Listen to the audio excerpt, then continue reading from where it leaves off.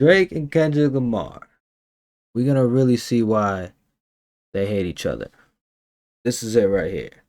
This is the detailed version of why Drake and Kendrick Lamar have been going at each other for the last 10 plus years. Drake and Kendrick Lamar. This is it right here. I need a thumbnail, so might as well. Who you got? I got Drake. Who you got? You guys got Kendrick? Hate each other. Well, at least one of them hates the other person, while the other has tried many times to be friendly and squash things. One rapper seemed to believe that they were actually friends, while the other looked at their relationship as a business transaction. After 2 weeks of research, it's safe to say that one MC has lost every ounce of respect for the other. You guys really liked my last video where I broke down all the subliminal disses from Drake's new album, so I decided to stick with a similar style. And in my last video, I asked you guys to hit the like button, which is something I don't usually do, but the video did really well, and I don't... Alright, like and subscribe to this man's page. What's the dirt? What is the dirt? Like and subscribe to my page, AVL the God. I'm gonna show you these things who maybe don't show up in your algorithm, but they show up in my algorithm, so I can show you guys. I don't know if that's why, but just do me a favor and hit that like button again. Thanks. So when it comes to Kendrick and Drake, they weren't always on bad terms. Back in 2011, Drake had already blown up, and Kendrick had yet to release a major debut album. Now, Kendrick was definitely buzzing, but he was far from the star that Drake was. Even back in 2009, Kendrick mentioned Drake on a track where he pretty much admits that he thinks he's better. Man, my girl split the bucket to KFC.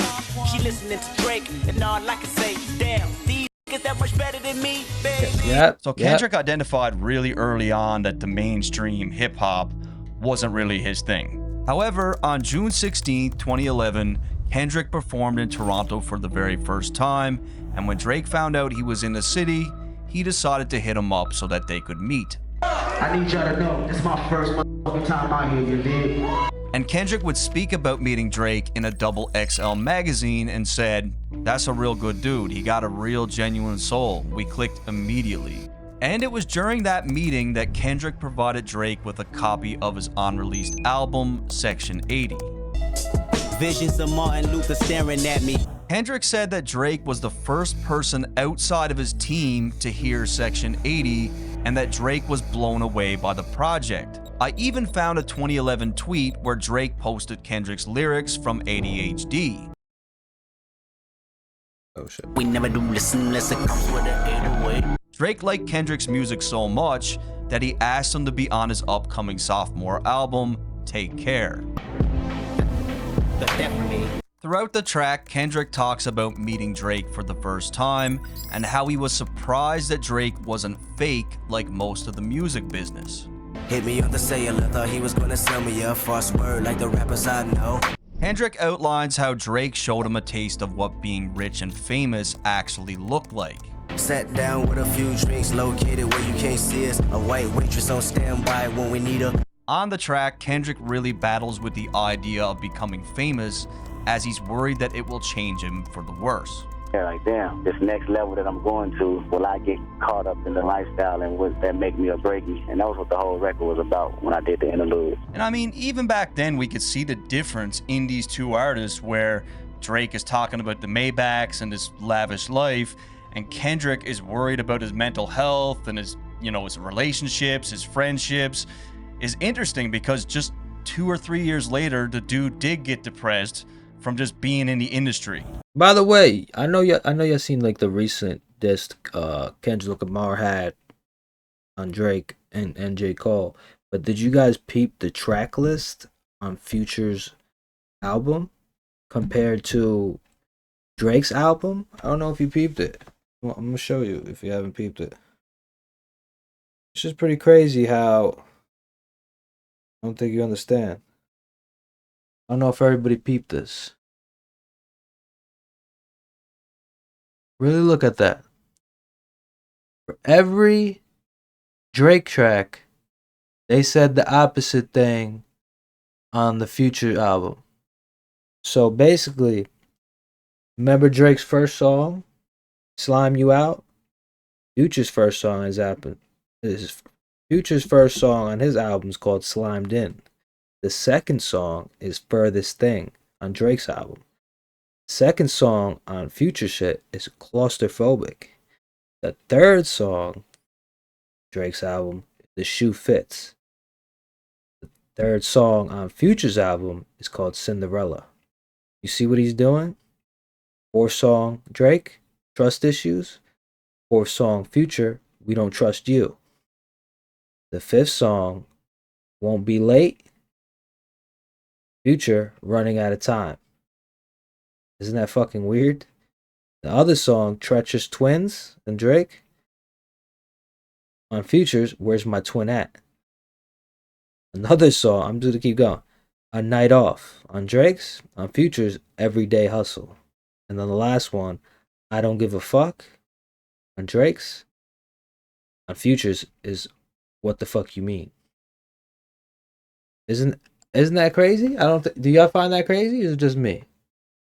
Subliminal shots they really trying to make Drake respond to, but to be honest, I don't think Drake's gonna respond because he's not gonna let these people eat off him. And that's their purpose right now. They're doing this to get Drake's attention so he could write a diss song. But if he writes his diss song now, while their album's rolling out, they're gonna make money. And knowing Drake, he don't want them to make money. He does not want them to make money for nothing. You see what I'm saying? You see what I'm saying? This is getting crazy. I didn't know you were suffering from depression the way you said you was on the album. Like, Yeah. Did the industry cause that? Not the industry, just the change. And Drake only continues to show Kendrick more love by taking him and A$AP Rocky on his Club Paradise tour. This is my brother A$AP Rocky. This is my brother Kendrick Lamar. I'm on this motherfucking Club Paradise. So, matter of fact, my Kendrick- nigga Drake, TDE, High Power in this, you know. And Drake Kendrick has and always A$AP claimed Rocky on his tour. These guys weren't as famous as him yet. Took Drake and A$AP Rocky on his tour back then. And they both ended up doing him dirty. to have fought with management to take these guys on tour because his label had other plans. You know, there's people I can put on here that the label wants me to put on here, but I fight for this one reason, man. Like, I fight to promote what I love. You know what I'm saying? I fight to promote the music that I truly love. So Drake would mention this again in 2016 on his track 4 p.m. in Calabasas. When they told me take an R&B nigga on the road, and I told them no and drew for Kendrick and Rocky. However, Kendrick's superstardom quickly catches up with Drake, as a year later he dropped one of the best hip-hop albums of all time, Good Kid, Mad City. Used to be jealous of him to follow. He was the one to follow. And Black Boy Fly is a bonus track, but to me, that's one of the most beautiful songs on that album. Absolutely amazing storytelling. And it was on that album where Drake returns the favor and gives Kendrick a feature on Poetic Justice. I really hope you play this, cause oh girl, you test my patience. And on the day that the album dropped, Drake even posted a tweet saying, "Congratulations to Kendrick, incredible body of work, honored to be a part of it." However, even at this point, Kendrick and Drake couldn't be more different in terms of how they approach music and life in general. Really, money really don't make me. I'm learning that now. You know, that's not really my my peace of mind, having money. I love Electra Chung's shoulders. You love the shoulders? I just love her shoulders. She's Yeah. actually blushing as well. Drake is funny. I love your shoulders. I love your show. I'm on Drake's side though. I love your shoulders though. I see what he's trying to do though. You gotta say something different sometimes to get a girl's attention. Well, she's No doubt about it, they're just two different guys. Next, we get a bit of an inside look on how Kendrick actually sees Drake as a person when the legend himself, DMX, claims that he would love to beat Drake up. Man, I wish it was like maybe 7 years ago, well maybe like 10 years ago, where you know catch the elevator, beat him up. And just a few days later, Kendrick was asked about his thoughts on DMX's rant, and he thought it was hilarious, saying that his entire tour bus nearly died of laughter. I'm wondering why these in the front of the bus just cracking up, like hitting walls and shit, just crying. I'm like, what you niggas talking about? They mute, they stop laughing, right? I just hear X going off on a laptop. Just, Massive. I'm like, what's going on? He's like, yeah, he's going in right now. Now remember, I understand laughing, but that's supposed to be your boy. And you have the whole tour bus laughing with your people, and you just laughing with them instead of being like wow, like, you know what I mean? What's the reason for DMX trying to slap him? I think it was the drugs, but just saying.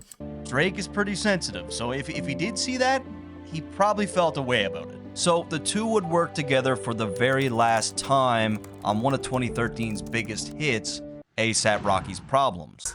Girl, I know you want that. Girl, I'm Kendrick Lamar. Well, that was it. After that, you never see these two on a track together again. In 2013, things started to get a lot more competitive between the two, because at this point, Kendrick was not just an up-and-comer, he had become that guy. Getting a lot of accolades from your peers and the hip-hop icons. Thank you. I love Kendrick Lamar. Number one on that list. Kendrick Lamar, what's up? The hip-hop savior, it seems like. Woo! And let's not forget, Drake is still Drake. He had a phenomenal year also. Shout out to Hamilton. Shout out to Toronto one time. Like, the best rap album goes, and they said take care of me. Oh my God! Let's go. Given the success of both artists, the media and fans started to debate who was better, and Kendrick started off the year with a bang when he was awarded MTV's Hottest MC in Hip-Hop. And we went through about 15 of them, narrowed it down to 10. The 10 became 5, the 5 became 2. And you, Kendrick Lamar, are the hottest MC in the game, according to the MTV brain. And most of Kendrick's hip-hop friends seemed to be happy for him. I heard you're not happy about that. Nah, I wasn't until I found out who's number one. They made my man number one, K-Dot, Kendrick, so I'm straight with that. However, Drake was one person that certainly did not send any sort of congratulations to Kendrick. What about your rap peers? Did they call? I know it's kind of competitive, so did they say congratulations? A rap peers, I think Cole. Okay. Yeah, that's about it. And I mean, at this point, Drake's at least got to be thinking, like, this guy's starting to become a problem. He's getting a little bit close now. And Kendrick's winning streak was just beginning, as 2 months later, he cleaned up at the 2013 BET Awards, winning the Best Male Hip-Hop Artist over Drake. I came up in that same county building, food stamps, welfare, Section 8. And this time, I did find a tweet from Drake where he congratulates Kendrick on the win. Congrats to Kendrick as well, nothing was the same. With all that said, things were about to change.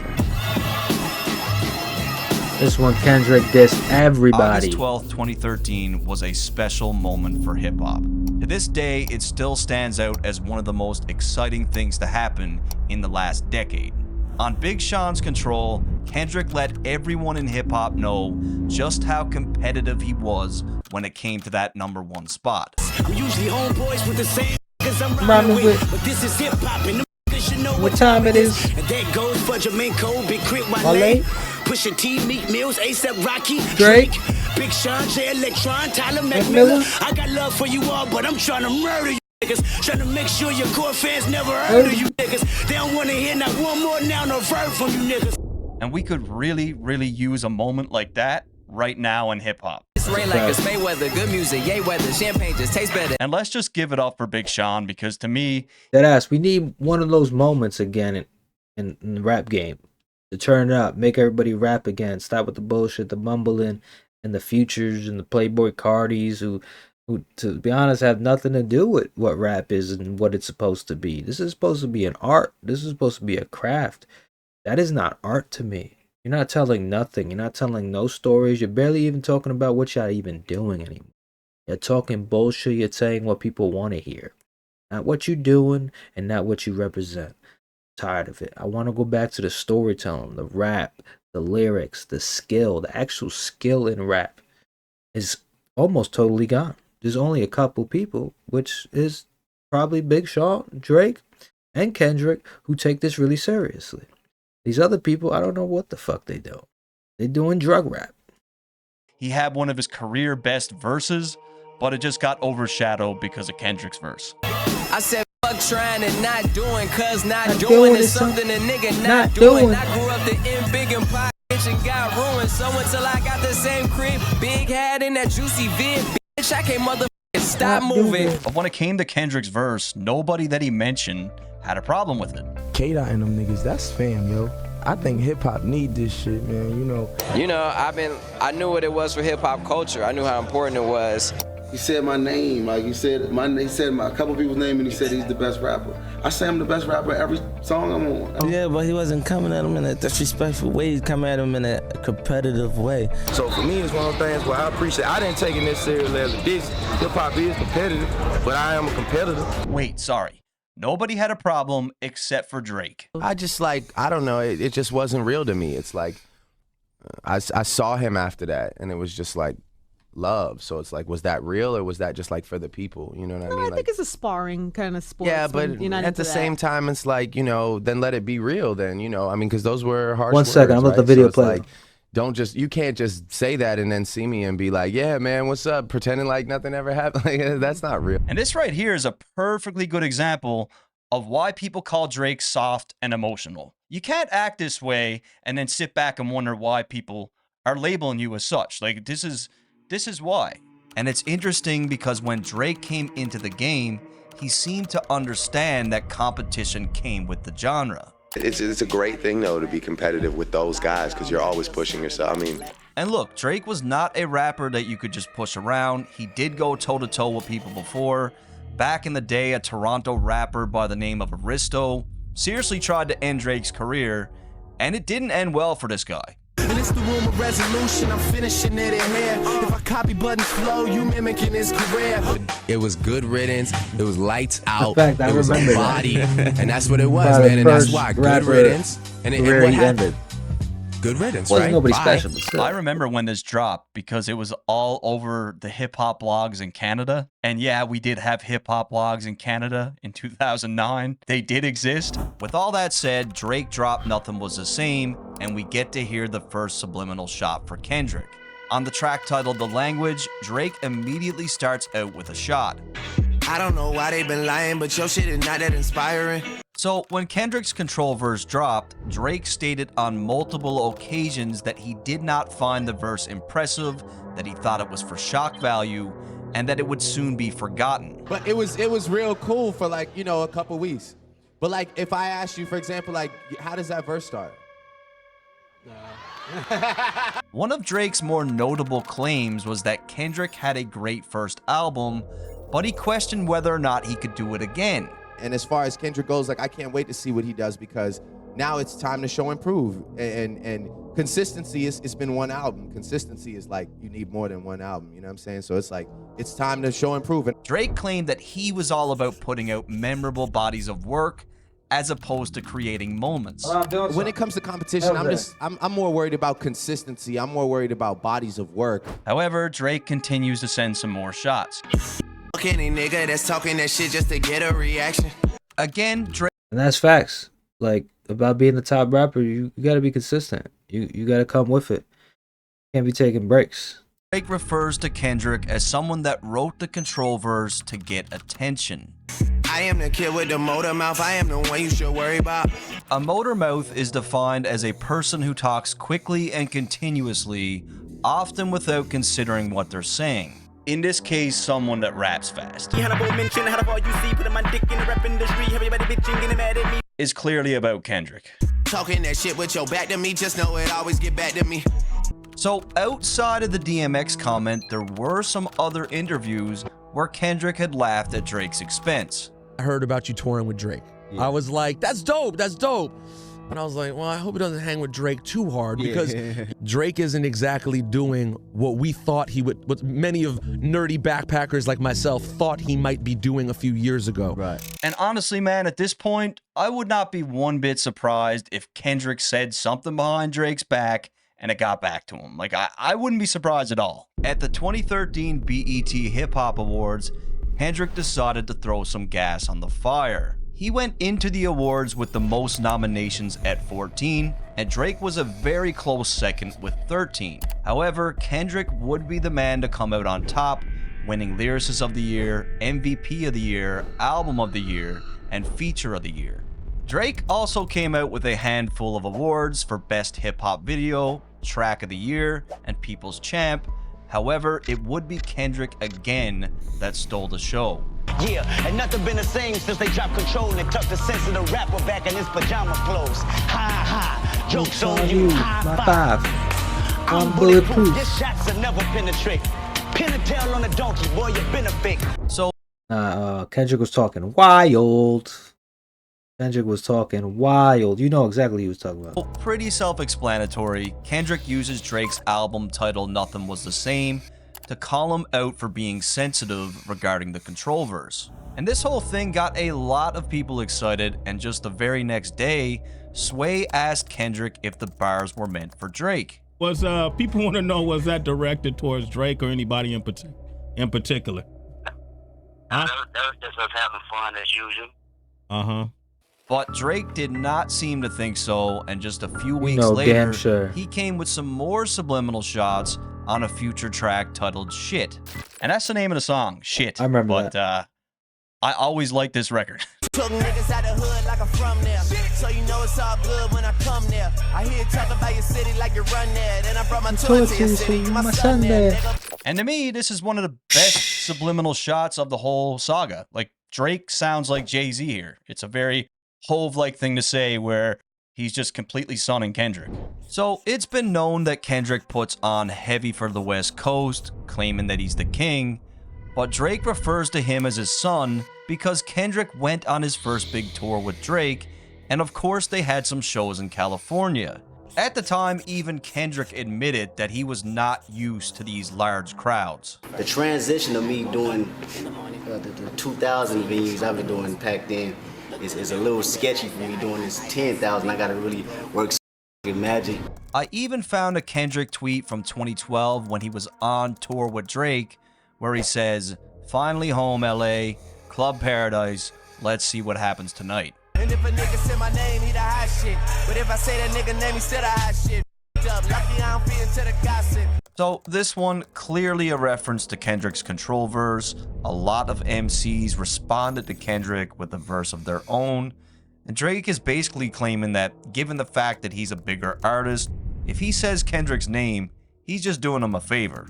And this next one's not even a diss. I just want to show you guys my favorite line from the song. And niggas ain't got a grill, still ice grill hating. I know you already know Mike Will made it. Just looking at the numbers, nigga, I feel amazing. I'll call Michael Jordan up and Mike Will make it. I'm the young rat. You know, he just signed a deal with Jordan. Mike Will made the beat. Yep. Shit's fire. Come on. However, just a few days later, an issue of Vibe magazine was released, and Drake talks about Kendrick again, stating how he didn't like how the control verse messed with the rollout of his album. Where it became an issue is that I was rolling out an album while that verse was still bubbling, so my album rollout became about this thing. Drake then continues to position himself as someone that is above anything that Kendrick has to say. He's hungry, so he's going to do what he has to do, like the BET cypher, but again, it's not enough for me to go. I have to realize I'm being baited, and I'm not going to fall. Jordan doesn't have to play pickup to prove that he can play ball. No offense. Now, at this point in the story, we're about to witness one of the biggest upsets in Grammy history. At the 56th Annual Grammy Awards, Kendrick lost the Hip Hop Album of the Year to Macklemore. Yo, what even happened to this guy? What even happened to him, Macklemore? The nerve for the Hip Hop Awards to give this man anything. Yes, he made a little impact, but it was probably, I don't know, very questionable. Very, very, very questionable of why this man won when all these people are putting in work and they gave it to Macklemore. All for him to just disappear anyway. Some bullshit. Some bullshit. Of the Year to Macklemore and Ryan Lewis, and rightfully so, people were outraged. Macklemore and Ryan Lewis. All you gotta do is look at Pharrell's face, because it says it all. He's just trying to get off the stage as quickly as possible. I would too. Why did they get me to do this? And Macklemore, feeling the heat, decided to text Kendrick afterwards and say that he felt he should have won and that he got robbed. And it would have been a nice gesture if he didn't take a screenshot of the text and post it on social media for everyone to see. And just a month later, Drake gave his 2 cents in a Rolling Stone interview. You won. Why are you posting your text message? Just chill, take your W, and if you feel like you didn't deserve it, go get better, make better music. When It felt disappeared. cheap, it didn't feel genuine. Why do that? Why feel guilt? You think those guys would pay homage to you if they won? To name just Kendrick? That shit made me feel funny. No, in that case, you robbed everybody. We all need text messages. Now you guys tell me, does Drake seem like he's defending Kendrick in this article? Or does it seem like he's salty because he's not in the mix? At this point, the feud dies down for about 8 months, and Drake even had some very kind words for Kendrick at his OVO Fest when he brought out J. Cole. And while you all got your phones out, I want to shout out my nigga Kendrick Lamar. Shout out to Kendrick. Kendrick was on my album. We went on tour together. The only reason I think Drake did that is because of J. Cole and they were hanging out. And then they probably all of them wanted to be cool. I don't think this one Drake had to do anything with even talking about Kendrick in that type of way. He has respect for him, but this is just different. That's one of the hardest niggas alive right there. He's legendary, so shout out to him. He should be standing right there. However, it looks like Kendrick did not get the message, as just 2 months later, he responds to Drake's Motormouth line on a J-Rock track titled Pay For It. I tell him all the hell, King Kendrick, resurrecting my vengeance, been dissecting your motor mouth till I break down the engine. Clearly a response to Drake's subliminal on the language. Again, Kendrick inserts himself as the king, and he doesn't seem to think that Drake can go to distance with him. And it will be just 2 weeks later where Kendrick gets asked about this alleged diss. You know, a lot of rumors are with the Drake thing, like, you know, did you really bring the Drake thing back with the J-Rock single, or what's that about? What? I ain't hear about the Drake feud, or look at them going. Look at damn, man. No. You're disgusting. I think that's people digging in. That's people digging in way too far. Once again, we're all reaching, and it's not about Drake. And just a few days later, Kendrick would get asked about his now year-old Control verse, and this time he said that all the people that mattered understood it, and for the people who didn't, they don't matter. The people that respected, you know, was you know, people that knew the deal. Yeah. What's the important people that respected and knew what it was, and you know, people that don't respect it, obviously they just people that don't get it, and you know, really didn't matter. And again, Kendrick claims that the chances of seeing him and Drake go head to head is slim to none because they're two different artists. It's just a whole nother dynamic. I can't see myself going bar for bar with Drake. You know, we're two different type of artists. You dig what I'm saying? eat Drake. I've argued that. And I honestly feel like this is just Kendrick downplaying Drake as not being on his level. I don't think he respects Drake. I don't think he really ever respected Drake. And there's some underlying meaning behind this when he keeps Crazy not to respect Drake when before even these people were on, when I'm talking about Kendrick and Rocky, like before they were even famous like that, Drake put him on their tour. These people were doing fucking audience of probably 2,000 people, which is a good enough amount of people, but we're talking about going from 2,000 probably tens and 20s of thousands of people. So I know me, if I was put on, I'm showing love throughout my career. Like, I don't get, why would you turn on somebody like that? It's fucked up to me, if you ask me. saying it. Would Drake be somebody you would like to have some fun with? Nah, I couldn't. We come from two different worlds, two different backgrounds. I really don't see that playing out, you know, as entertaining. Maybe to, you know, the people listening, you know, but not for myself. Keep in mind, Kendrick was classified as the savior of hip-hop. He was embraced by everyone just for the art, whereas someone like Drake really had to go to distance to prove himself, and even then, he could never win over the fans that admired a certain level of lyricism. Many consider Drake to be a pop star, and I feel like Kendrick is saying this without really saying it. Just hold on, go on. However, next Drake drops his surprise mixtape, If You're Reading This It's Too Late, and on that project, he had some more shots for Kendrick. They gon' say your name on them airwaves. They gon' hit you up right after like it's only rap.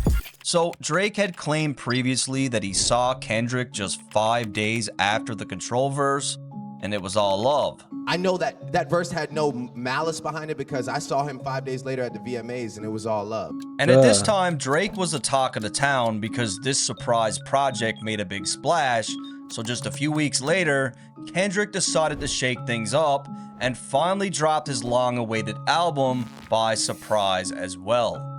And when I wake up, I recognize you looking at me for the pay cut. Bahamas, I be Naturally, fans and the media pitted the two albums against each other. Kendrick, bruh, how do you let Drake drop a mixtape that goes harder than your album? A freaking mixtape. Not gonna compare Drake and Kendrick anymore because they're not even playing the same sport right now. Kendrick is in his own league. And comparing these projects makes zero sense. It's apples to oranges. Drake's project was great for club DJs, gym playlist, cruising in the car, whereas Kendrick's album touched on real-world issues, was chanted during protest, and is looked at today as one of the greatest hip-hop albums of all time. We gon' be alright. However, Drake wasn't done as he let another one go on the Game's track 100. I would have all of your fans if I didn't go poppin'. I stayed on some conscious shit. Again, Kendrick had just released To Pimp a Butterfly, his most conscious album to date, and Drake is basically saying that he could do that style if he wanted, but he's on a different mission with his music. Also important to note, the video for this track was filmed in Compton, so Drake is saying all this while in Kendrick City. I'm in the club every time that they play the competition. If they even play the competition, then I seen the response they get. Now, the Game was asked about this, and he didn't seem to think it was a shot at Kendrick, but he also didn't count it out. Drake was taking subliminals at Kendrick on that song, and Kendrick caught it and wanted to return something. I think that would be great for hip-hop. However, one of the worst things to be exposed for as a rapper was about to happen to Drake. Oh, yeah.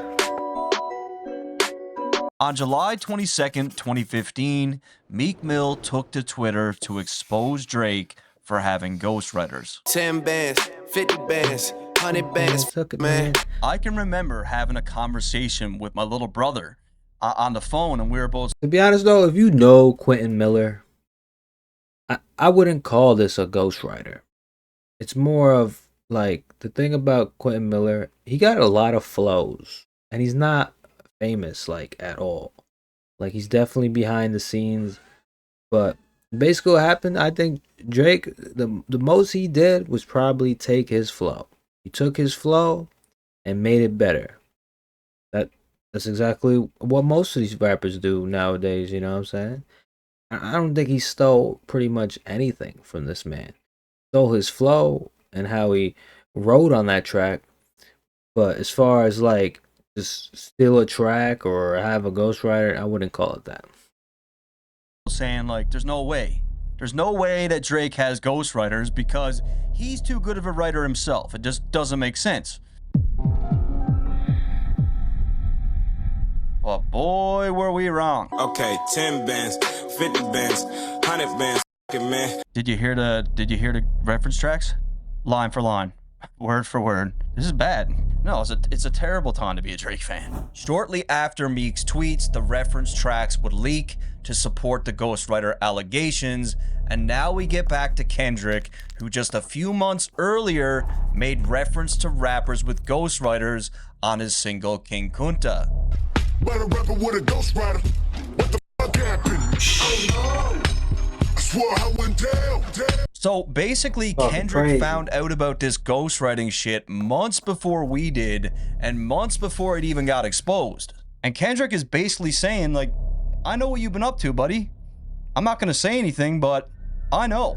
With all that said, as everyone knows, Drake responded to Meek Mill with a now legendary diss record back to back. Back to back like I'm Jordan 96, 97, whoa. And being a day one Drake fan, for me personally, I was never more proud of Drake in his whole entire career than when he dropped back to back. The new record, back to back, tough tune, tough tune. But once again, Kendrick responds to Drake just 1 month later on Dr. Dre's Compton album. But still I got enemies giving me energy, I don't wanna fight now. Subliminal sending me all of this hate, I thought I was holding the mic down. In this one, Kendrick references Drake's recent track, Enemies. Got enemies, got a lot of enemies. Kendrick is once again talking about how Drake keeps going the subliminal route, which at the end of the day is really no different from what he's doing, but he didn't stop there as he did it again on another song from the same album. They liable to bury him, they nominated 6 to carry him. The beef is on his breath, inheriting the drama better than a great white. Cause this is life in my aquarium. The words "they nominated 6 to carry him" could potentially be a Drake reference, given the fact that Toronto is referred to as the Six. And if this is the case, Kendrick is basically saying that everyone seems to think that Drake is his greatest opponent, but that he's a great white and that this is his aquarium, aka he's the king of hip-hop. And you ever look back on any and feel like you'd like to change any of the things that you've written, or It'll be me saying I want to go deeper. I should have went deeper. I see. You know, I shouldn't have held back. And at this point, Kendrick finally gets his well-deserved moment at the Grammys, winning 5 awards, but more importantly, he finally clinched the Best Rap Album category with To Pimp a Butterfly. Oh, glory to God, that's for sure. Drake also racked up a bunch of accolades in 2015. If you're reading this, it's too late. Broke Spotify's record for 17.3 million streams in its first week. Hotline Bling had dominated the charts, and his collaborative album with Future also did crazy numbers.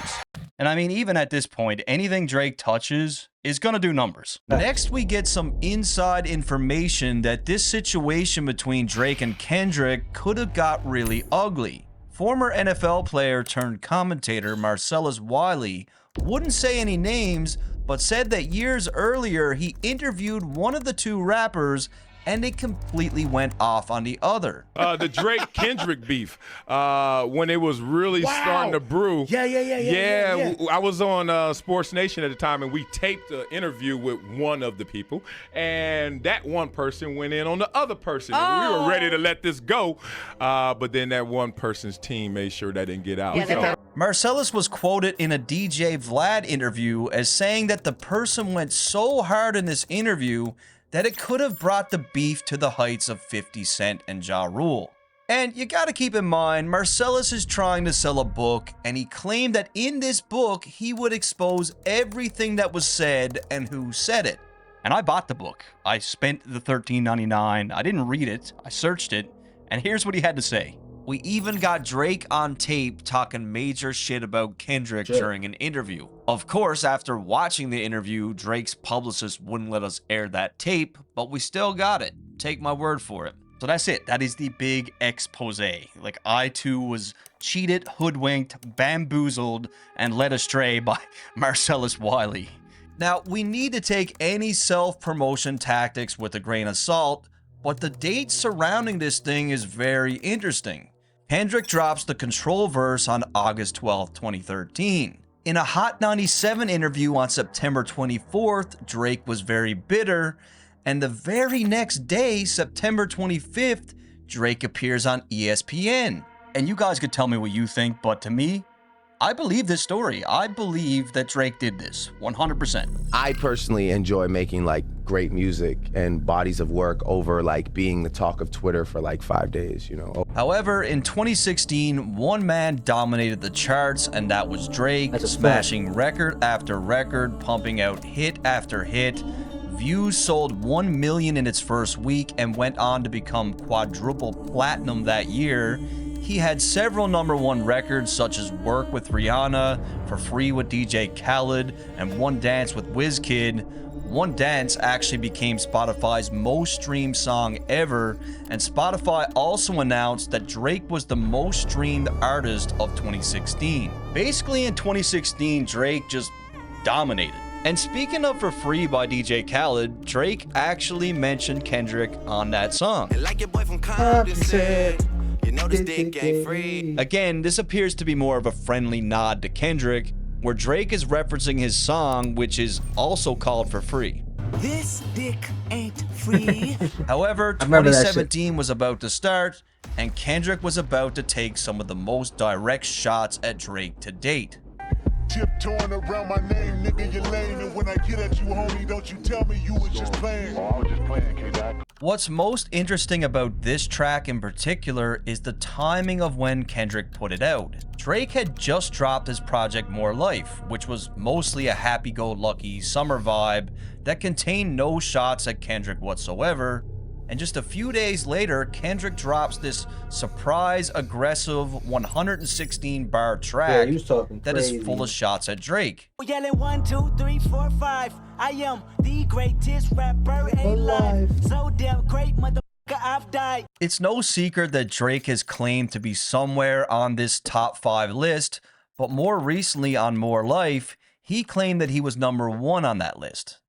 I know I said top 5, but I'm top 2, and I'm not 2, and I got one. Thought you had one, but it's not one, nigga, no. So let me get this straight. Kendrick hears this track, gets the pen out, jumps in the booth, and sends a clear message just a few days after Drake drops that he's the best rapper alive. Ho Jay-Z, Hall of Fame, sit your punk ass down. Drake's been known to draw comparisons between himself and Hove, so it only makes sense that this shot was directed at Drake. I used to want to be on Rockefeller, then I turned into Jay. Lastly, Kendrick ends off the track to surprise fans and warn Drake that he's got a new album coming in a few weeks.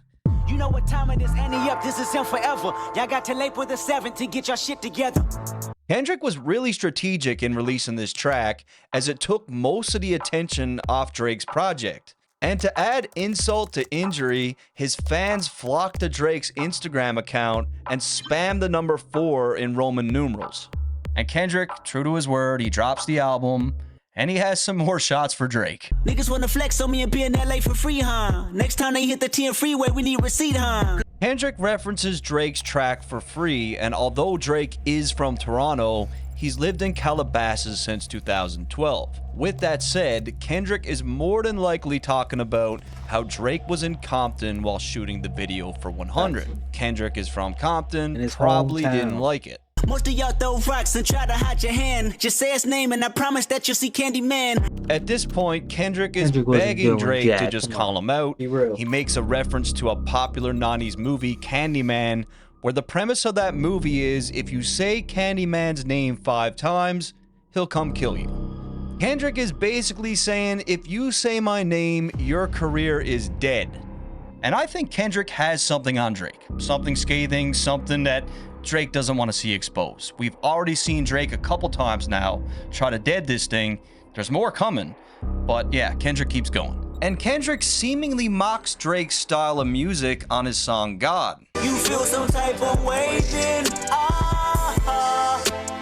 There's nobody gonna tell me that he's not mocking Drake here because Kendrick doesn't usually sound like this. This is Drake. I'm about to glow. Next, we hear Kendrick on Future's smash hit Mask Off, and this one is a very direct response to one of Drake's shots. Plan 'em. Gotta look at self and ask what happened. How y'all let a conscious nigga go commercial while only making conscious albums? Very clearly a response to Drake's claims on 100 when he claimed that he could take all of Kendrick's fans if he were to pursue the conscious hip-hop lane. And I stayed on some conscious shit. But Kendrick had proven time and time again that he could have commercial success and be conscious at the same time. At this point, he had 3 cohesive projects under his belt, all of which were extremely successful. I'm African American, I'm black as the moon, heritage of a small village, part of my residence. Kendrick had also proved that he could easily navigate the pop music lane, having massively successful features with artists like Taylor Swift. We was OG like DOC, remember that. And again, when you listen to that track, he's not compromising his sound. Like he's still rapping. It's all bars. Now, I'm sure none of you forgot about Drake's ghostwriter claims, and Kendrick didn't forget either. In an interview with Rolling Stone, Kendrick gave his 2 cents on the situation. It depends what arena you're putting yourself in. I called myself the best rapper. I cannot call myself the best rapper if I have a ghostwriter. If you're saying you're a different type of artist and you don't really care about the art form of being the best rapper, then so be it. Make great music, but the title, it won't be there. And no matter how you slice it, the dude is not wrong. To be the best rapper, you need to write your bars. I would be lying if I said that when I found out that Drake had ghostwriters that I didn't look at his music differently. I still listen to his music, but even now, when he says something dope, I got this little voice in the back of my head that says, yeah, it's dope, but did he write it? He wrote However, that shit Drake tomorrow. attempts to keep it friendly again by tipping his hat to Kendrick when Damn outsold More Life by over 100,000 copies. Amazing to see our music moving. A fan had also commented, get Drake, Kendrick, and J. Cole on the same record, and Drake liked the comment. Now, I hope at this point you guys can see the theme of Drake trying to squash it. And Kendrick seemingly responds to Drake's praise on his track All the Stars with SZA. Fuck you and all your expectations. I don't even want your congratulations. Kendrick is not trying to hear it. Just save the bullshit. Oh, you important, you the moral to the story. You endorsing motherfucker, I don't even like you. I don't even like you, bro. Like, which is true. However, on the exact same day, Drake drops a track with some of his most obvious shots to date, Diplomatic Immunity. They try to compare us, but like a job straight out of high school, there's no you and I taught you everything you know, now you got student pride. Drake does not like the Kendrick comparisons, and he brings it back to when he helped Kendrick with his career early on. What makes this clearly about Kendrick is the No You and I line, which were both tracks from Kendrick's To Pimp a Butterfly. The two would then go head-to-head at the 2018 Billboard Awards. Many questioned who would be crowned as Rapper of the Year, and once again, Kendrick came out drastically ahead. Not your future, not your comfort, not your reverend, not your glory, not your heaven, not your angel. And yet again, Drake attempts to be friendly by sharing some old Twitter DMs between himself and Kendrick. Yo, my man, what's the word? Finishing my project, Section 80. When you back in Cali?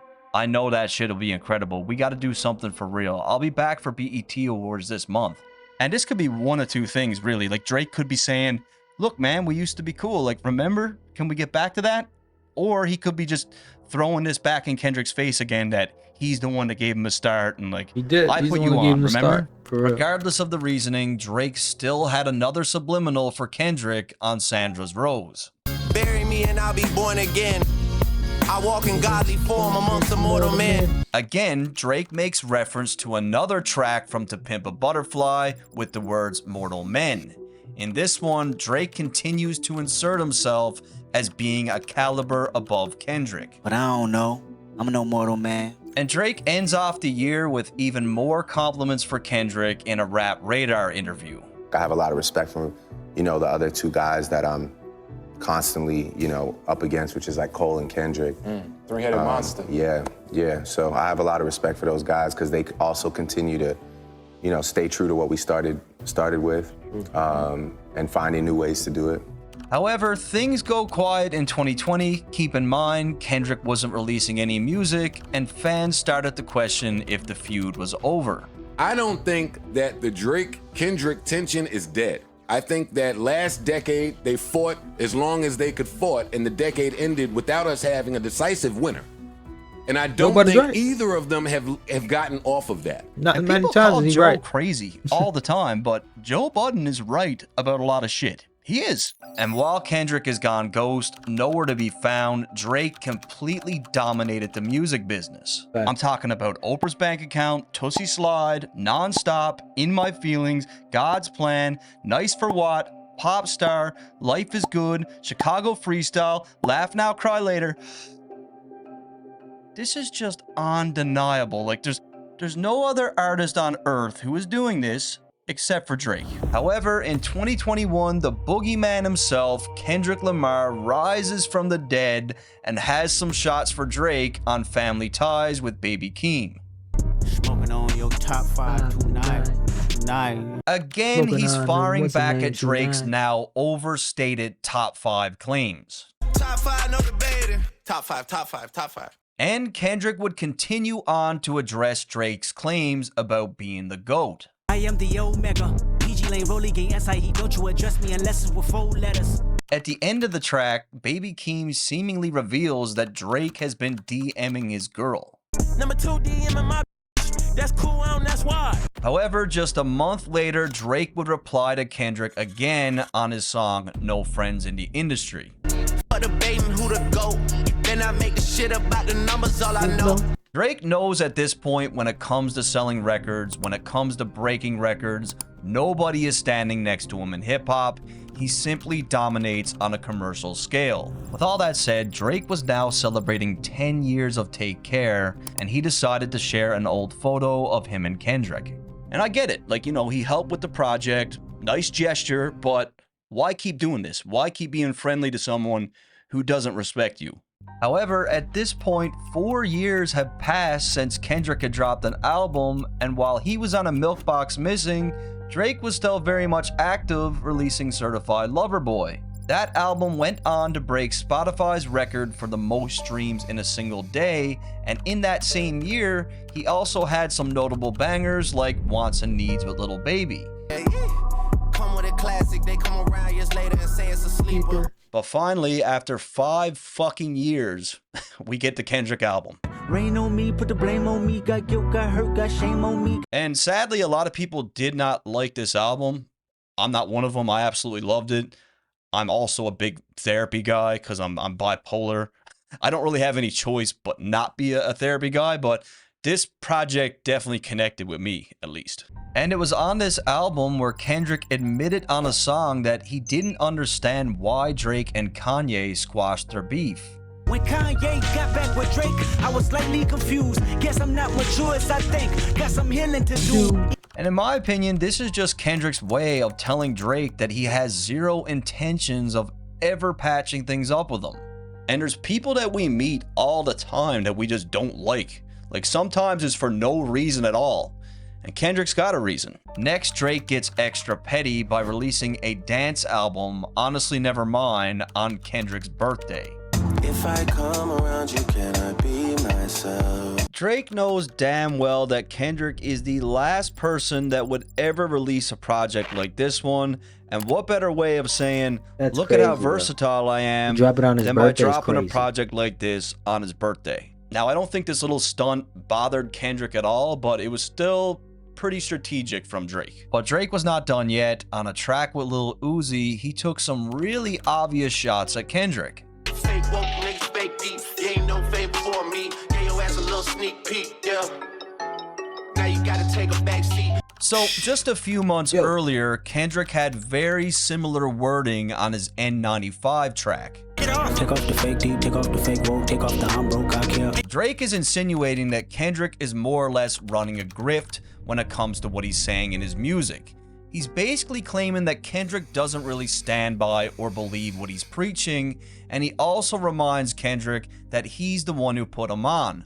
What made this reference even more obvious is the line, "Now you gotta take a back seat," which is clearly a reference to Kendrick's backseat freestyle. My mind is living on cloud nine and this 9 is never on vacation. And just like me, it looks like Drake really enjoyed Kendrick's new project as he showed up in the audience at Kendrick's show in Toronto. Again, Drake knows what he's doing. He knows the blogs are going to pick this up. The question is, was he there to show love or was he there to play chess? I mean, at this point, based on the history of Drake's friendliness, I'm just going to chalk it up to him just trying to be cool with him again. And for Kendrick, what better way of taking 5 years away than by dropping an album and cleaning house again at the BET Awards? Going into the awards, Drake was way ahead of everybody with 14 nominations, but it didn't matter because Kendrick mopped the floor with them, winning Best Hip Hop Video, Best Live Performer, Lyricist of the Year, Video Director of the Year, Album of the Year, and Artist of the Year. However, Drake wasn't very impressed with Kendrick's 5-year delay, and he let everyone know about it while on tour. I don't know about these guys that go away 3, 4, 5 years, want to chill out, all that shit. That's not me. And I want to ask you guys this. How many times has Kendrick said something nice about Drake in the last decade? Never. 0. Fucking 0. It's all been Drake. We've got 7 or 8 examples here in this video of Drake complimenting Kendrick, saying that he wants to do music with him, reminiscing on old times, just being friendly with him, and Kendrick has said fucking nothing. That gotta tell you something. The guy did a good job. He did a good job with that. It came across my feed. Good to see it edited correctly. Here, what's the dirt? Bitch, I'm about to blow up. That's crazy. Well, do I really need to say much? I mean, he really explained it all. Like, all down to it. He explained it all. Right? Basically, let me get it right. He explained it all. What more is there to say? Right now, it's more about who would you choose? Kendrick, Drake. I'm not gonna lie. I'm gonna choose Drake. But I know some of y'all gonna choose Kendrick. But for me, like Drake says, where's the consistency? This guy shows up 5 years later, wins all these awards, but really, did he deserve them? When you seen Drake putting in that work, 6, 7 albums, like mad songs in between, while this guy left and did absolutely nothing, I just don't understand. What I would like to see though, these guys are about 36, 37 years old now. It's time. It's time for the back and forth. It's time for the classic. It's time to do what Meek Mill we all thought was gonna do when he exposed the ghostwriters, and we all thought after he did that and after they went at each other, we thought this was gonna be a classic. We thought Drake and Meek Mill was gonna go back and forth a couple songs, blah blah. But Meek, I do not know what the fuck happened. He pissed me off. Everybody was ready for an absolute classic, and Meek ruined it. I don't know who told him all those songs were good. I heard he even got sued for using the Undertaker beat, the Undertaker intro in one of the first songs responding to Drake. And which I thought when I was listening on the radio, I was younger and I was waiting for it, and I was like, oh shit, Undertaker, he got the Undertaker theme song. This shit about to go hard. This shit was super trash. I don't think anybody has replayed that shit. It might not even have 1 million views at this point. But I do know Drake and Kendrick go at each other. This is something we fucking need. And we need it before, we can't wait until it's too late. You got 36, 37. Do it now. This is the year. Let's bring hip hop back. Let's bring competition back. Let's fucking go. In the comments, like I said, he explains it all. I don't need to explain shit. Who do you got? Kendrick or Drake? Comment. Like, subscribe. Do your thing.